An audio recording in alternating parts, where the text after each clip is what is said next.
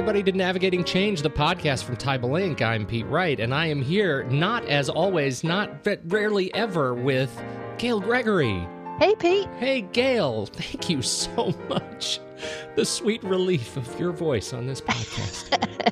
Thank you very much, Pete. I am honored and flattered to be here. I am thrilled that you are here joining us. We're going to be talking about CACUBO today. You are heading to Kansas City. City. I am headed to Kansas City. I'm heading out Sunday afternoon. Looking forward to it. Little barbecue. I'm hoping for a lot of barbecue, actually. Some great blues, jazz music.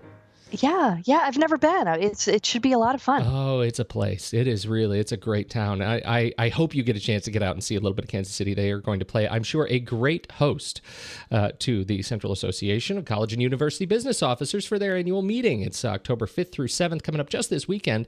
And you are heading out there not just for the barbecue and the blues, but you're going to be speaking. You are carrying the torch in the Tybal Inc. Road Show of 2014, as we're visiting each of the regions to deliver communicating financial information effectively, or strategic communication, as we have come to describe it. You know, we've heard Howard's perspective on strategic communication, but I'm most interested in your angle on this presentation. What is it that you look for when you see a business officer that really is delivering information in a way that's engaging their constituent audiences? What is it that they're doing right, and how does that inform the way you talk about and think about this concept? Well, I think, first of all, Pete, they know what their message is. They know what their key message is. And secondly, they know who their audience is. And, those sound like such straightforward and easy things, but it's so easy to forget. Many times when we're presenting, what we want to do is show everything we know. And in fact, it's better so many times to cut things down and think about what is the key thing that I'm trying to get across, and even more importantly, who's my audience and why should they care? When they receive this key message, what are they going to do with it? What is it that I want them to do with it? And when you say, what do I see from successful strategic communicators? That's what I see. They know what they're trying to get across, and they know who they're trying to get it across to. I want to pull those apart just a little bit more as you reflect on not just what it is that they do so successfully, but as you say that, I think to myself, wow, I have an emotional reaction to those two things because I know I've been there doing it wrong. Can you describe what it looks like when somebody is give us a non-example when somebody has forgotten what their message is? What happens in a presentation where you've forgotten your message?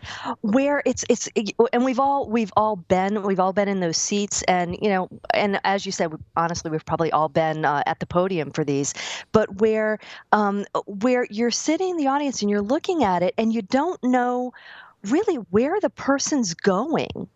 You don't know where they've started. You don't know where they're going to end up, and you don't really know what the journey is along the way.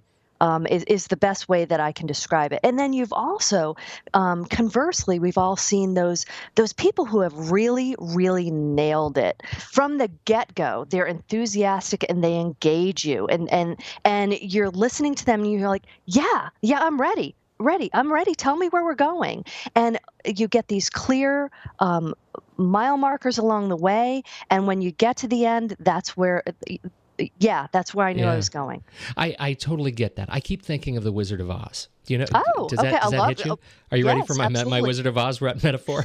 I'm on the yellow brick road. Let's go. That's right. So there you are. You're hanging out with Dorothy. You're the Tin Man. You're the Lion. You're Toto. You're walking along the road, and Dorothy takes off. Right? She starts walking a little bit too fast, and then she's out there. She's gone. You can hardly see her, and suddenly you're in a field of poppies, and you're going to sleep. And that's in contrast to Dorothy linking up with you arm in arm and skipping you all the way to the Emerald Kingdom. Am I right? That's it. That is it exactly. Yes. And it reminds me also, if we're doing our our children's literature metaphors. I dare you. I only hope I get the quote right. But it's Alice in Wonderland when she encounters the Cheshire Cat, and she says, can you tell me which way to go? And he says, well, that depends on where you want to get to. And she says, well, it doesn't much matter where. And he said, then it doesn't matter which way you go because you're bound to go somewhere. So yeah, that's exactly right. You gotta link arms with your audience and let them know where they're going. You just have to skip them there. Exactly. CACUBO, like many of the regional associations, are really tackling this idea of higher education at a crossroads. This year, they are bringing in speakers like Eric Wall as a keynote to open the speech. Eric Wall is a graffiti artist and author and entrepreneur. He's going to be, as far as I know, he's painting on stage. Eva Bogarty is from Moody's Investor Service. Pamela Meyer, from the author of Lie Spotting. And finally, J.R. Martinez. These are the big keynote speakers. Martinez is a well-known author and speaker. He was in Iraq in 2003, trapped in a burning Humvee. The message that these folks are bringing, the message of succeeding in the face of great challenge, seems to be a key metaphor for what we're dealing with in higher ed. What's your reflection on how the associations are attacking these larger issues?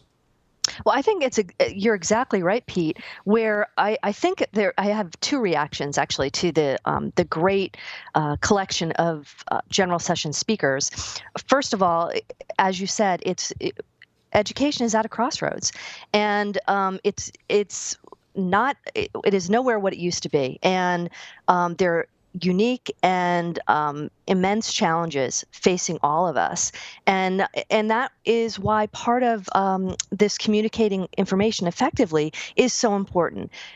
As you said, you're not just communicating to the administrators in your little area. It is the parents, it is state legislators, it is potential students, it is the public at large, and everybody has a perspective on what's going on, and it's really, really important for us to be able to communicate our key message to those audiences and to get them on our side. So the other reason why I'm excited about these speakers is the enthusiasm and the energy that each of them will bring to their sessions. And I think, quite honestly, that's part of why they're selected, is to inspire us and motivate us. And so anytime I see a speaker, I'm not just looking for their content.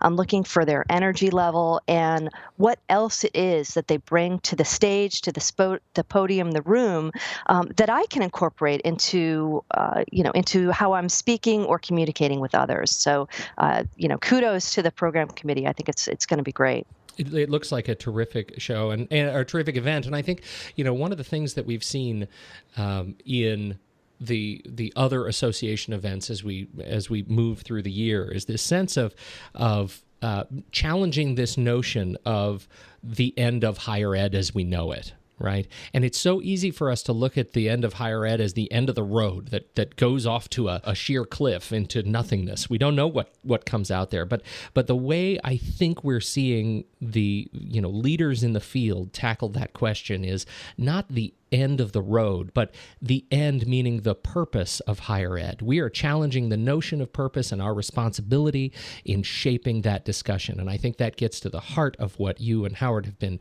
the torch you two have been carrying in this strategic communication initiative. And I look forward and always thrilled to see how the conversation continues to evolve. Definitely, Pete. And I think, it's not the end off the cliff.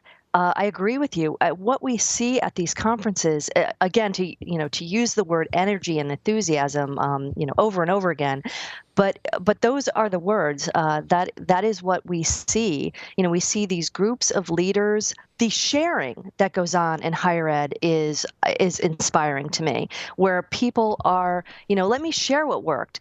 Let me share what didn't work. The level of honesty that people bring to these association meetings is really inspiring, and I leave inspired and energized every time, and I know that all the other attendees do as well. There's this feeling of we're not in this alone, and I'm walking away with 2 or 3 really substantive ideas for change that I can make in my world. So yes, I think that you've once again hit the nail right on the head. Gail, thank you so much for taking the time to have this brief conversation and share your insights and give us a little teaser of what is to come this very weekend at the CACUBO annual meeting in Kansas City.